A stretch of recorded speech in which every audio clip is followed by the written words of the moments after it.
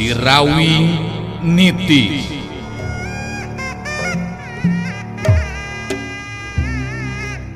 Sorot panon Rasanti alias Munarsi, sakapeung galak gular giler, galak mataksieun anu borangan, sakapeung deui ciga anu melong kosong, arang ngiceup seperti jalma biasa, kitu nate lantaran aya dina pangaruhna Nini Karimun Sakti.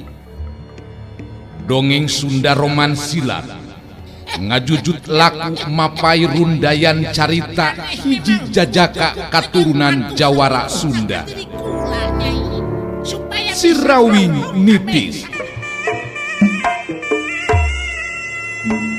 Sanca dawuk cengkat nangtung muterkeun paneuteup kasabudeureun eta patempatan, narik napas panjang bari ngagerendeng ngomong sorangan. Di mana aing bisa manggihan si topeng mayitnya? Sanajan bener arwah panasaran kibuyut ireng anu sumanding geus mere pituduh mangsa diri aing ngayakinkeun ilmu, tapi tetep nu ngaran si topeng mayit cenah boga ilmu anu luar biasa.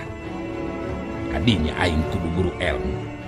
Ku cara kitu kakara bisa malaskan nyeri ka Sirawing. Sirawing Nitis digarap Kumang Inoy, naskah Yasana Yat-Er, teknik jeung editing garapan Nopan Cahya Lagawa, pangjejer gawe Muhammad Ismail Haufansa.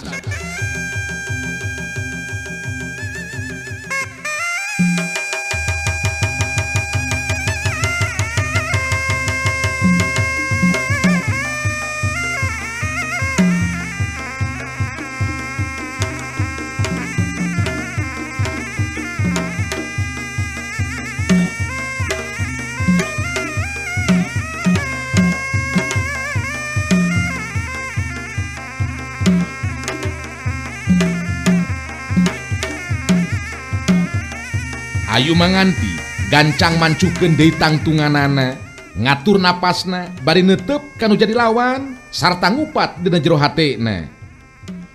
Aneh, kayaan laras anting bet jadi robah dadakan seperti kieu nya. Tenagana jadi lebih kuat, kecepatan gerakna jadi lebih hebat. Padahal tadi jelas aya di pihak anu lemah, aing aya di pihak anu menang angin. Nyaan teu kaharti ya. Laras anting seri sinis ngarasa dirina ayeuna menang angin. Kadenge harita manehna nyarita ditujukeun ka Ayu Manganti.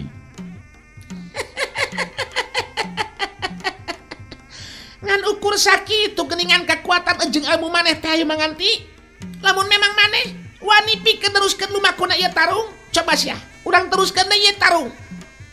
Ayu Manganti sayaga diri bari masih kene dina kaayaan bingung jeung kaget ku parobahan anu jadi lawan. Saraswati anu milu ngabandungan kana eta kajadian jadi milu kaget jeung salempang. Terus ngareret ka Sirawing bari nyarita. Geuningan nya be, Ayu Manganti ayeuna mah Kang anu jadi kadese Kang. Nah anehnya bet jadi robah kitu nya laras anting. Henteu bisa diantepkeun ieu mah Kang. Ayu Manganti kudu ditulungan Kang. Cek akang oge bagian Ayu Manganti anu bakal kaget jeung bingung keun henteu kudu wae nembongkeun heula diri Saraswati. Akang ngahajarek nguji ka si topeng mayit ye. Cicing lanan henteu kudu wae kaluar nembongkeun diri nya. Urang bandungan kajadian anu satarusna nya. Sirawing dina waktu harita museurkeun paneteupna ka lebah Ayu Manganti. Saperti halna si topeng mayit anu terus museurkeun paneteupna ka lebah laras anting. Laras anting anu geus ngarasa meunang angin. Harita maju deui narajang kanu jadi lawan. Panarajang anu dilakukeunana memang aya anu ngabarengan nyata ilmu jeung kakuatan si topeng mayit anu dipentangkeun ngaliwatan kakuatan batinna. Ayu Manganti anu tadina kadese teter kuno jadi lawan ngarasakeun ayana geteran aneh kana sakujur badana. Kajadian seterusna Ayu Manganti ngarasakeun keanehan anu karandapan ku dirina. Lain baik gerakan bisa lebih cepat jeung awakna jadi harampang. Malah tanagana oge jadi lebih kuat ti kelipat batan dina keur kaayaan biasa. mangsa bantrokan kekuatan tanaga lapisan ngaliwatan leungeun masing-masing. Ayu Manganti jeung Laras Anting pada malunur ka tukang, tutas dua nana tetela aya dina kaseimbangan boh dina kekuatan panarajang kitu deui dina kacepetan gerakna. Corat huk yuk geduk dak des des. Dalideung. Ayu Manganti jeung Laras Anting pada malunur ka tukang, gancang dua nana malancuhkeun deui tangtungan nana masing-masing. Dua tetepan bantro bari pada ngahegak ngatur napasna. Si Topeng Mayit katingali muterkeun paneuteupeuna ka sabudeureun eta patempatan.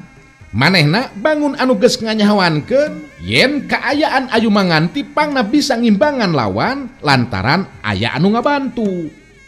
Waktu Ayu Manganti jeung Laras Anting pada maju deui narajang neruskeun tarung, harita si Topeng Mayit ngagero. Sorana anu dibarengan ku kekuatan tanaga lapisan ngandung pangaruh anu hebat. Sabab Ayu Manganti jeung Laras Anting pada ngeureunkeun gerakanana. Eureun heula, tarungna eureun. Joralat cileung. Ngan sakilat si Topeng Mayit ngajoralat luncat tina diukna dina luhur batu gede teh. Mancuh dina tangtunganana, neuteup kalebah tempat nyumputna Sirawing jeung Saraswati. Siga anu geus mastikeun di lebah dinya aya jelema. Henteu kudu make nyemputkeun diri. Lamun memang boga karep jeung ngabantu ka Ayu Manganti, leuwih hade kaluar ngatarakeun maneh. Sanajan nyumput ku dewek bisa kanyahoan. Hayo kaluar, manehna mungkeun diri.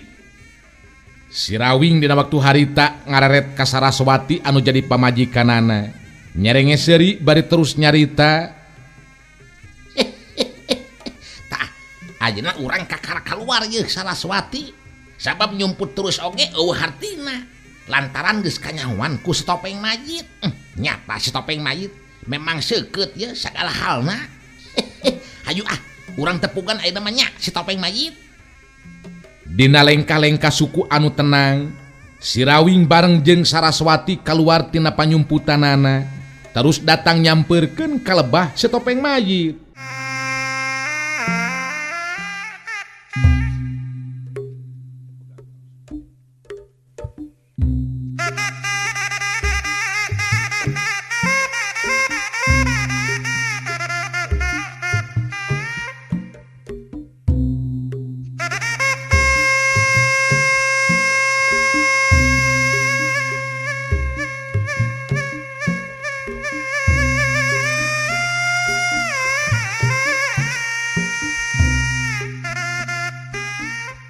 Ningali kedatangan Sirawing jeung Saraswati, Ayu Manganti ngarasa bungah anu lain di kieuna. Jadi sadar ayeuna mah yen tadi anu geus ngabantu ka dirina anu akhirna mampu ngimbangan kakuatan Laras Anting, tetela pastina oge Sirawing. Saraswati mah harita ngadeuketan ka Ayu Manganti, sedengkeun Sirawing terus ngalengkah maju ka hareupeun si Topeng Mayit. Dua tetepan bantrok, dua tetepan anu pada ngandung sima pangabaran anu pada kuat. Telila si Topeng Mayit terus nyarita tumanya ka Sirawing. Sandika kumawani jeung ngabantu ka si Ayu Manganti anu keur urusan jeung pamajikan kula. Coba jelaskeun saha andika nu sabenerna. Nya pasti Ayu Manganti dibantu ku kuring. Sabab Laras Anting oge apanan dibantu ku didinya, Lin. Kuring nu katelah mah Sirawing teh lur, lain hayang panggih jeung Sirawing teh. Si Topeng Mayit kawilang kaget oge, sabab teu nyangka bakal panggih di dinya jeung jalma anu ngaran Sirawing anu keur diteteangan ku manehna. Tapi kakaget si Topeng Mayit teu lila, kadenge harita manehna nyarita. Bage Arawing, bagja urang ditepungkeun di dieu dina waktu ayeuna. Andika sakuduna geus nyaho, kula si Topeng Mayit anu bakal ngawasa dunya kajawaraan. Salaku jago anu geus boga ngaran, andika sakuduna geus nyaho ka diri kula. Memang geus lila, kula hayang panggih jeung Andika Arawing. Laras Anting anu ngarasa gede hate jeung boga kayakinan ka salakina, harita milu nyarita. Rawing, sanajan Andika memang hebat cek batur, tapi kangaranan ngaganggu aja ngahalang-halang karena setiap tindakan anu dilakukan ku anggota paguron Topeng Laras andika sakulawarga hayang tumperudas Rawing. Sikap ejeng caritaan si Rawing tetep tenang. Eueuh tanda-tanda ambek ningali sikap ejeng ngadenge caritaan laras anting ejeng si topeng mayit dina waktu harita. Nya ari kuring mah lain ngaganggu.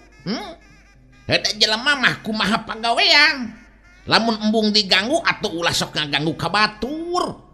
Nya ari pagawean sok ngaganggu ka batur mah pastina oge diganggu ku batur. Ayeuna bisa ditepungkeun ya ejeng anu rek ngawas sadunya kajawaraan. Bungah anu lain di kieu na keur kuring mah ya. Si topeng mayit netep ka si Rawing teu lila nyarita deui. Rawing, demi keselamatan Andika sakulawarga, kula menta Andika ulah rek ngahalang-halang kana setiap tindakan anu dilakukeun ku anak buah kula. Sabab kula moal rek ngarugikeun diri Andika deuleu. Cek kuring mah kieu yeuh topeng mayit. Lamun embung dirugikeun ku batur ulah sok ngarugikeun baturnya.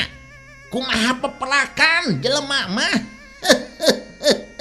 Sabab setiap tindak laku kejahatan atau kadoliman memang wajib diperangan. Naon sababna? Sabab bakal ngaruksak kana keamanan, ngaruksak kana katentreman, ejeng karaharjaan masyarakat turahaya. Atuh kejahatan teu diperangan mah dunya teh tereh ancur meureunam. Laras anting beki gemes ningali sikap ejeng ngadenge caritaan si Rawing anu saperti kitu, saperti mapagahan kanu jadi salakina. Ieu jelema geus henteu kudu diajakan loba carita Kang. Si Rawing jeung kulawargana kudu ditumpurudaskeun Kang. Sabab moal waleh jadi panghalang keur pihak urang. Kancang, tinak jelema anu kieu patut Kang. Si topeng mayit kadenge nyarita deui ditujukeun ka si Rawing. Rawing, mun kitu mah Andika teu beunang di omongan, teu beunang di sabaran. Wani ganggu ka pihak kula ngandung harti, Andika geus aya pikeun narima kana akibatna. Geura sayaga diri Rawing, pikeun ijen jajaten jeung kula.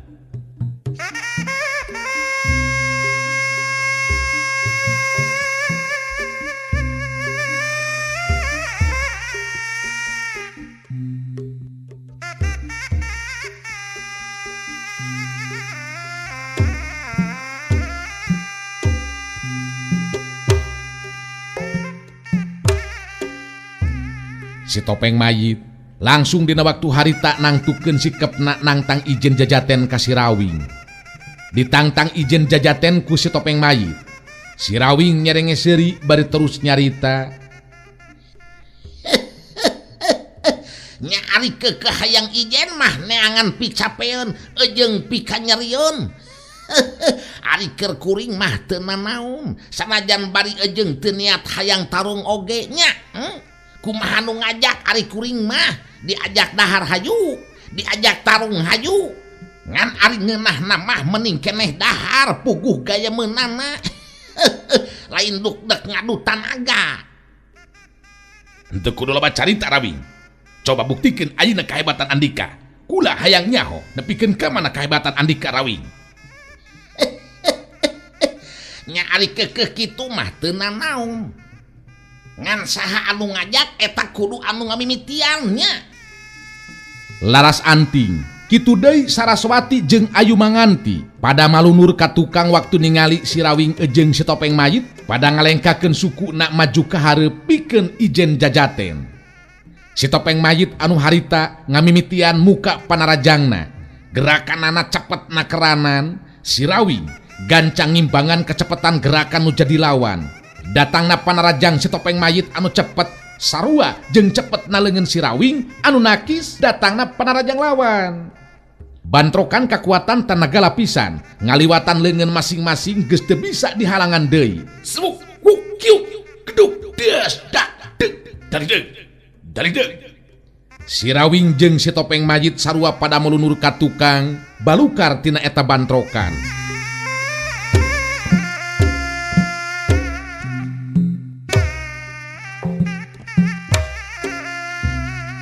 lumangsung nabantrokan kekuatan tenaga lapisan memang ngagetkeun duanana. Kejadian seterusnya memang ngagetkeun Saraswati sabab kacepetan gerak si Topeng Mayit teu bisa diduga ti anggalna. Nyaho-nyaho Ayu Manganti leungeunna sabelah geus ditalikung ka tukang tanpa bisa barontak ngelawan. Tapi kaget deui si Topeng Mayit sabab si Rawing oge tetela ngalakukeun tindakan anu sarua ka Laras Anting. Leungeunna ditalikung sabelah ku si Rawing tanpa bisa barontak. Si Rawing nyerenge seuri bari nyarita. Hiji-hiji lun, hiji-hiji. Ari Sugan teh geus moal kieu gubragna yeuh, nalikung awewe. Nalikung deui yeuh kuring yeuh tingali yeuh. Pokona mah kumaha anu ngamimitian kuring mah nya. Si Topeng Mayit netep ka si Rawing terus nyarita.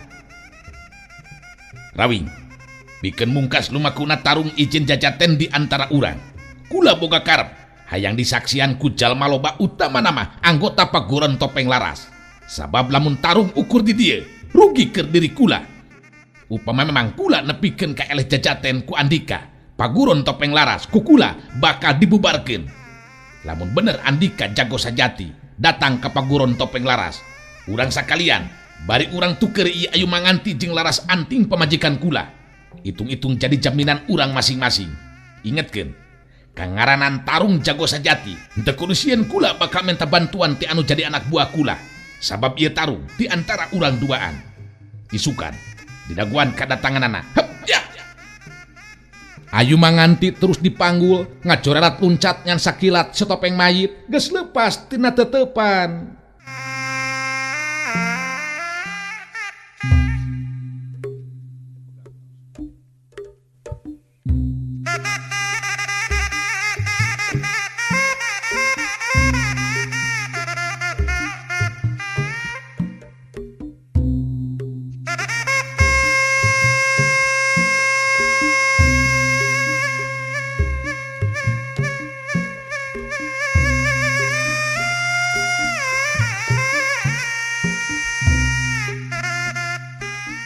Saraswati jadi salampangeun hatena ningali kaayaan Ayu Manganti anu dibawa ku si Topeng Mayit. Kumaha tukang Rawing? Geningan Ayu Manganti bet kalaka dibawa ku si Topeng Mayit. Abdi jadi salempang. Ingis Ayu Manganti digunasika Kang. Ingis kumaha onam Kang? Tenang Raswati, tenang. Urang henteu kudu salempangnya. Pokona mah urang oge boga jaminan ieu yeuh Laras Anting. Akang boga kayakinan Ayu Manganti moal digunasika ku si Topeng Mayit nya. Sabab ukur dijieun jaminan saperti halna ayeuna yeuh Laras Anting ieu yeuh. Da ku urang oge apanan moal dikukumaha nya. Moal dinaon-naon.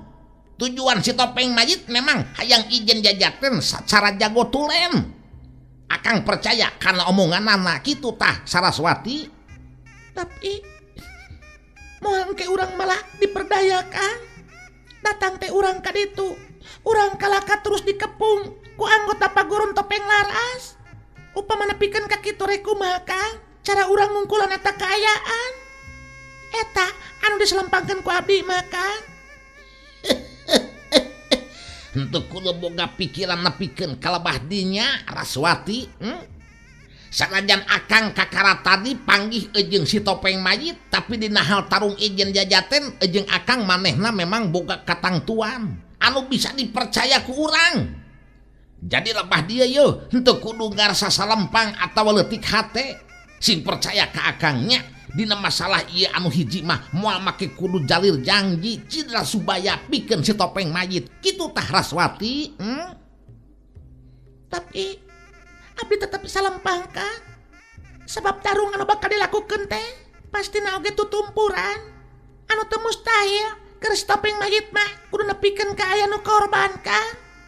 Memang jelas kadinya maksudna si Topeng Mayit oge. Tarung anu bakal dilakukeun teh kawilang tarung demi kahormatan ajen dirina masing-masing. Sanajan tarohanana geus pasti nyawa. Ngan akang sorangan memang geus sayaga diri. Upamana teh mah nepikeun ka kudu ajal titis tulis akang kudu kitu. Sabab hirup lain menang kahayang, paeh teu beunang dipikambung. nu mataker akang mah nya demi ajen diri jeung kahormatan urang ya. Taya deui jalan Raswati. Kajabati kudu nyemponan karap jeung kahayangna si Topeng Mayit. Geus nya, geus entong terus dipikiran. Kumabehna becek akang mah nya. Laras Anting sok sanajan ayeuna dirina jadi babandan dijieun jaminan ku si Rawing, tapi masih keneh tetep sombong. Kadenge harita Laras Anting nyarita. Sanajan bener Andika hebat Rawing, kangaranan adu harapan ngalawan salaki kuring, nyatana si Topeng Mayit. Jelas Andika moal mampu Rawing. Andika bakal ngalayang jiwa Rawing. Si Topeng Mayit salaki kuring memang geus kuduna ngawasa kahirupan jeung dunya kajawaraan. Eta keyakinan kuring nu matak leuwih hade tatan-tatan ti ayeuna Rawing, sabab poe isukan mangrupa poe panungtungan pikeun Andika sakulawarga Rawing. Nya panganggeusan teh lamun geus teu dipercaya ku nu anu boga. Kangaranan masih keneh dipercaya ku anu boga mah ulah boroning ka Karatarung. Katindihan gunung oge, ari gunung tipung ukur sama cangkeng mah bakal tetep we salametnya. Sabab nu gagah jeung teu bisa dielehkeun mah ieu kakuatan alam jeung nu nyiptakeunana. Kangaranan jelema sarua dahar sangu nginumna cai mah eueuh anu punyul, eueuh anu jago. Rek nyarita naon bae Andika pek teuing Rawing. Tapi dina poe isukan kenyataan bakal lumaku pikeun Andika adalah nu ngaran si Topeng Mayit lain tandingan Andika adalah. Nyapek wae eta mah hak Laras Antingnya rek ngomong naon bae oge. Sabab boga kahayang jeung boga bibir. Ngan kangaranan beuteung lapar mah tetep we kudu dieusian. Bener tuh. Nu matak ayeuna mah mending keneh urang neangan eusi beuteung ngan wayahna we nya lantaran jadi babandan atawa jaminan ieu leungeun diborogod heula ka tukang ye. Damongan salaki Laras Anting make jeung mawa ayu manganti jadi we kieu ye.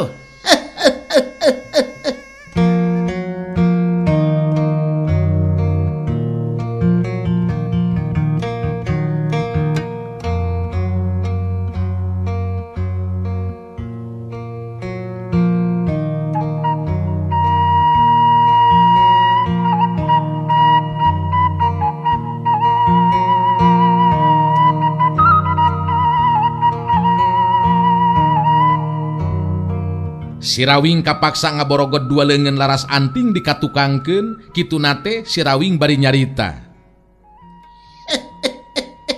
Keut wayahna nya, da eusi beuteung mah engke dipangneangankeun nya. Ngan leungeun ditalian teh hobi si Mota nya.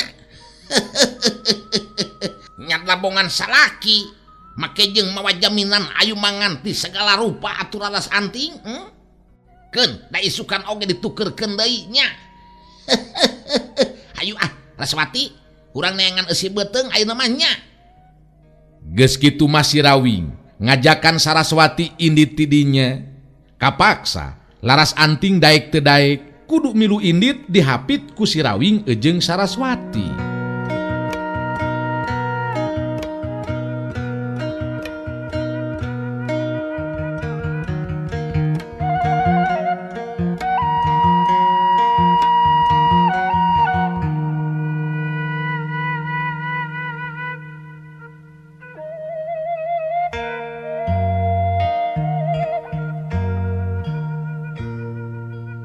Caturkeun harita si Topeng Mayit, waktu tepi ka paguron Topeng Laras, kabehanana pada kaget.